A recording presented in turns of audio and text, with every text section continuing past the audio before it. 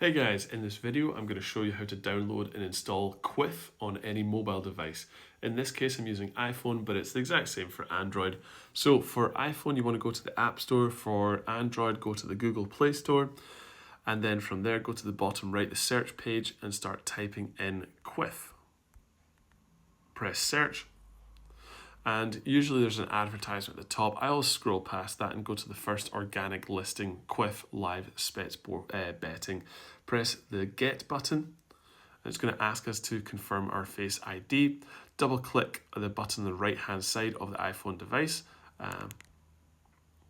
And then Face ID has been confirmed. It'll start downloading. That's the blue sort of ring going round the circle. Make sure that you have a good internet connection as well. Now that Kwiff has fully downloaded, it gives us the option to actually open the app from within the App Store. Press the open button. It's going to launch the app for us. Allow Kwiff to track activity. I always press allow to these because maybe when you're scrolling on social media, you will actually get advertisements that are catered and tailored towards you.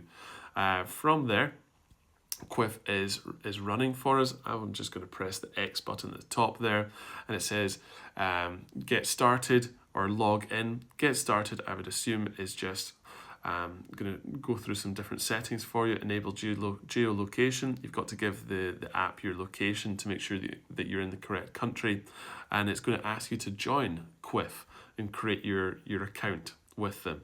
So you can put all of your details in here. I'm going to click off that.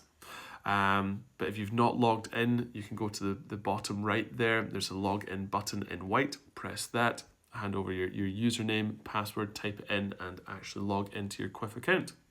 But there you go, guys. That is the Kwiff app fully downloaded and installed on this iPhone device. If it's been helpful, this video, please like the video and subscribe to the My Tech Mastery YouTube channel. Thanks.